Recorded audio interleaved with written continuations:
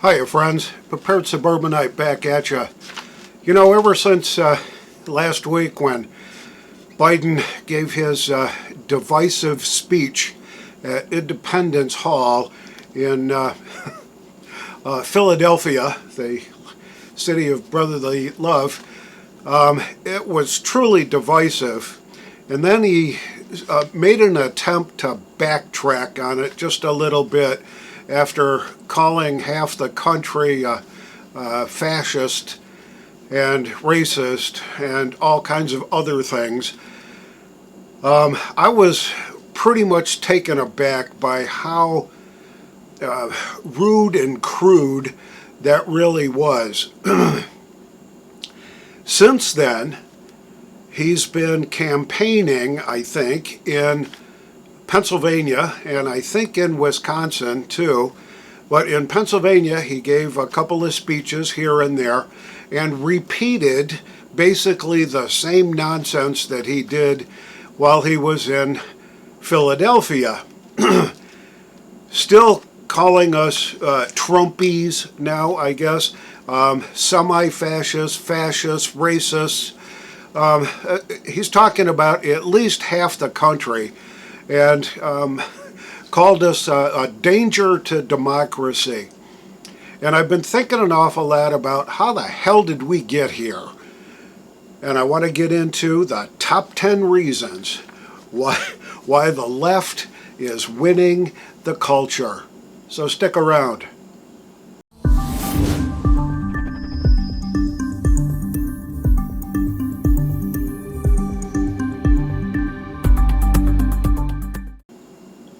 So this is my opinion, and my opinion only. I guess I don't know how else to do this. I'm going to be talking a lot about what I see and what my opinion is of how we got here. And let me just start. I've got some notes here, and I'll be referring to them because there's a lot of stuff here. So how did we get here? Well, the left has control over the education system. And I'd urge everyone to read Pete Hegseth's book, The Battle for the American Mind. In that book, he describes what's been going on for the last 40 or 50 years in our education system. And there are certain concepts that go back even further than that. But what's happened is that basically they have taught us, indoctrinated our kids, taught us. In fact, I sort of remember some of these themes when I was a kid going to school, and that was a couple of years ago. Yeah, it sure was. Anyway, they've got control over education and the indoctrination that goes along with the education system. And what the results of that are, when it rolls out, is that when the kids get out of high school and they get into college and they make it through college, they end up with jobs in great places. Corporations, government, media, wherever they end up with that education, but they've been indoctrinated and they're thinking that capitalism is an oppressive system, that our form of government is a democracy. And I'll get into what I think they mean when they say democracy a little bit later. But the bottom line for me is there's been a plan enacted over the last number of decades that have taken our children away from conservative core values and indoctrinated them into a mindset that says America's not so great. And because of that, now we see what's been permeated with all these indoctrinated, educated kids, youngsters, millenniums, Gen X's, Gen Z's, whatever you want, that they are now in positions of power and control in places like the media, big tech, woke corporations, and they keep pushing the agenda that direction. If you look at the media, and you get your news from places like CNN, MSNBC, ABC, NBC, CBS, the Young Turks, Politico, Axios, the Daily Beast, they actually have the audacity to call themselves journalists. And I don't think they are journalists any longer. Our First Amendment guarantees an open and free press.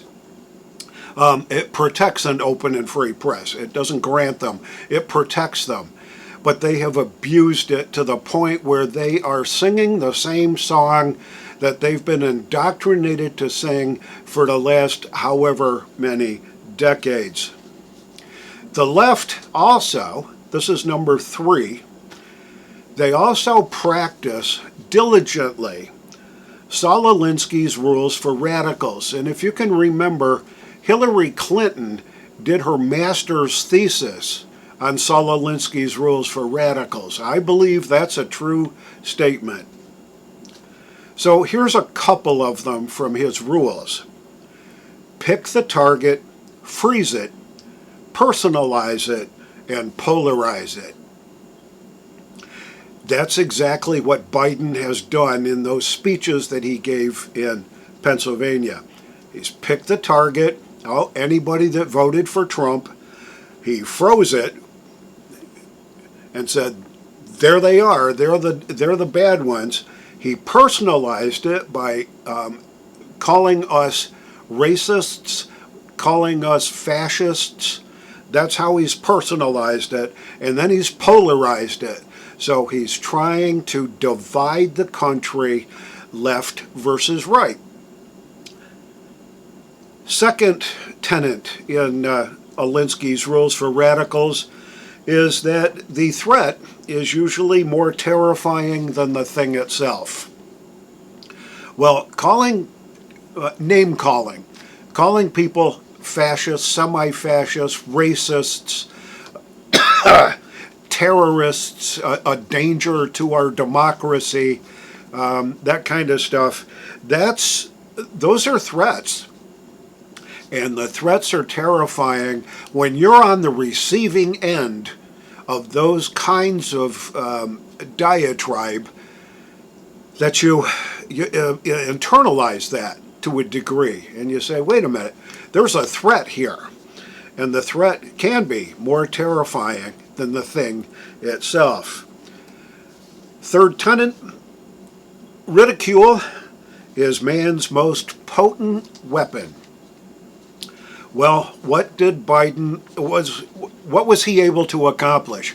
He was able to accomplish a ridicule of at least half of this country. Yep, by calling us racist, by calling us fascist, by telling us that we're a threat to our government, a threat to democracy. Yeah. And the fourth big tenet, I think, that's pretty prevalent is make the enemy live up to its own rules. So you see, and now we get into number 4 thought, that the conservatives have a tendency to play by the rules. Law-abiding citizens, that's what we are. So when we're made to live up to our own rules, they're trying to make us live up to the laws that we subscribe to, the belief systems, the values that we hold dear, patriotism, that kind of stuff. Now that's all vilified. So right now, we're playing by the rules. And knowing that the threat is bigger than the thing itself, an awful lot of conservatives back off. And they say, well, it's going to be best if I just don't say anything. Well, those days have to come to an end. The rules are important, especially when you are a law-abiding citizen of the country and you want to follow the rules, because that's what you've been taught as being a good citizen is all about, following the rules. Well, here's my opinion on that. Excuse me, there are no rules for the left. They can do whatever they want to and get away with it. But what they do want to do is change the rules that we follow so that they're even more difficult for us to deal with. So keep it in mind. Once you see it, you never unsee it. Number 5, the left believes that they are morally superior. It's been said, Thomas Sowell said it, it is usually futile to try to talk facts and analysis to people who are enjoying a sense of moral superiority in their ignorance. That is probably one of the most profoundly truthful statements I've ever heard. The left is, this is number 6, the left is opportunistic and committed to their agenda. I think we can remember a saying that kind of goes like this: never let a crisis go to waste. That is profound, because they do seek out opportunities to push their agenda, and they are so committed to that agenda that truth just goes by the wayside. Things that we had to deal with during the recent health crisis, wearing masks and mandates for vaccines and school closures and all that kind of stuff. Turns out that that wasn't really the coolest thing that was really going on, but it was part of their agenda, and I believe it had an awful lot to do with their desire to control the population of this country. The other thing that the left likes to do, and this is number 7 on my list, is they redefine language to suit their own narrative.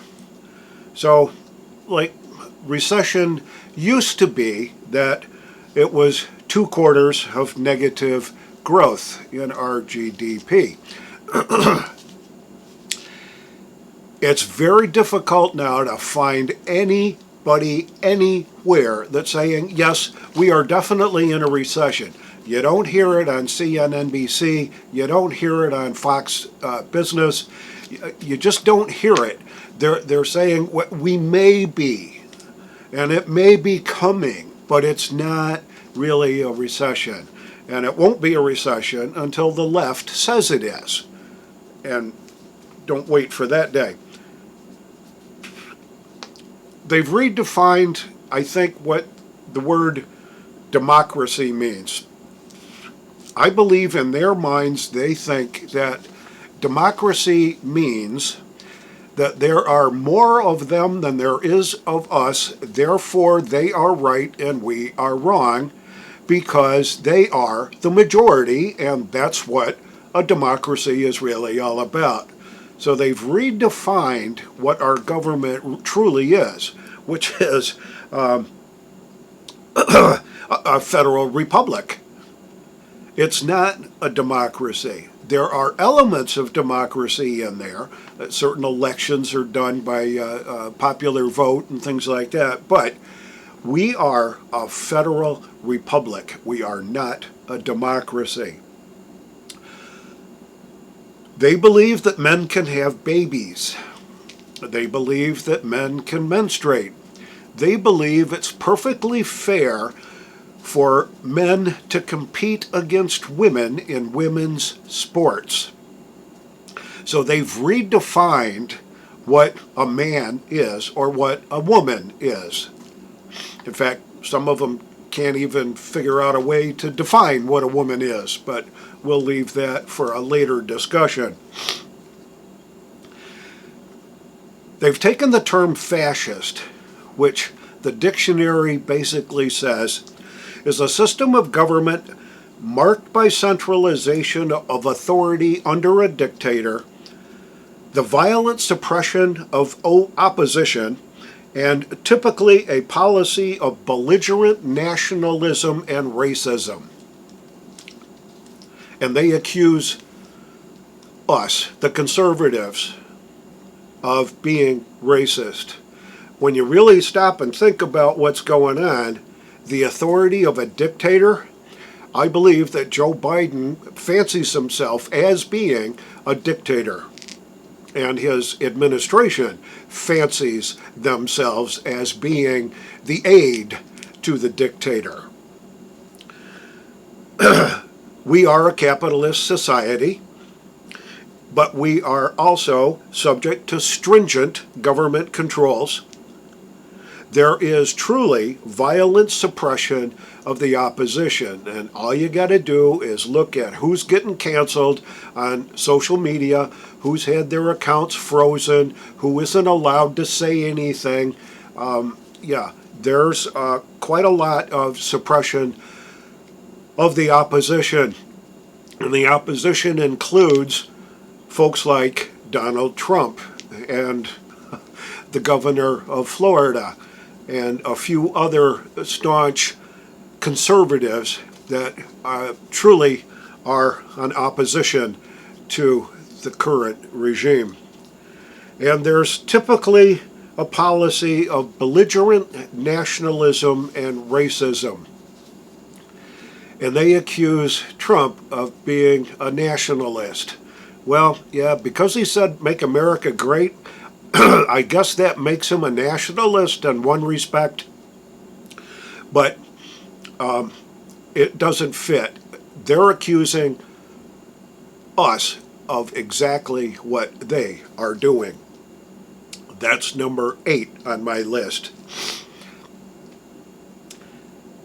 They accuse us of being racist. How about these quotes from Joe Biden? You cannot go to a 7-Eleven or a Dunkin' Donuts unless you have a slight Indian accent. And I'm not joking. Next quote. Poor kids are just as bright and talented as white kids.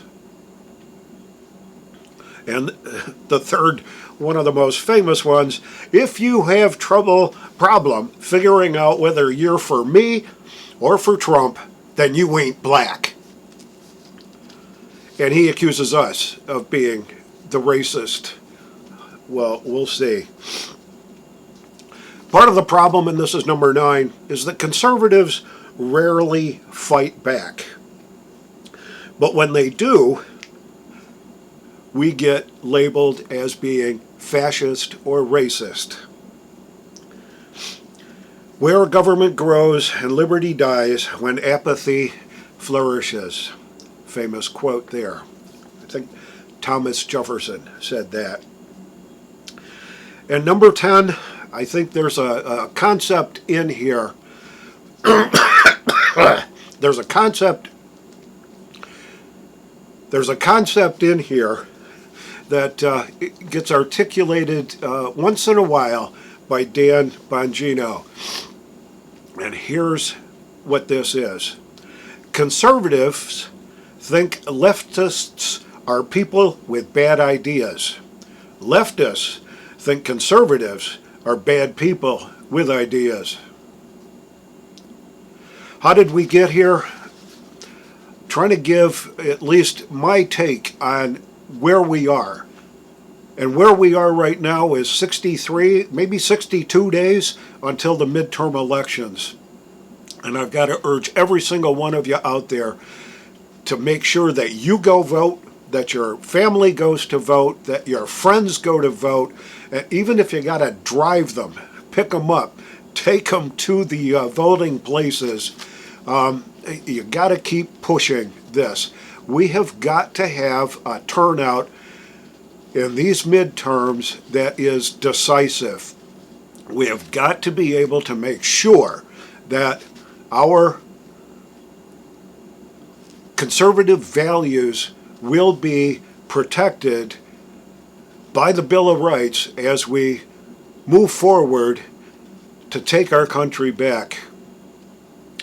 All of this is part of the reasons that I am a prepper, that I invest a lot in our family's abilities to survive what's coming, and what's coming ain't very pretty. And what's coming, because it ain't very pretty, I'm going to lay it all on the left. This is the Prepared Suburbanite reminding you to be prepared always, and I'll see you all on the next video.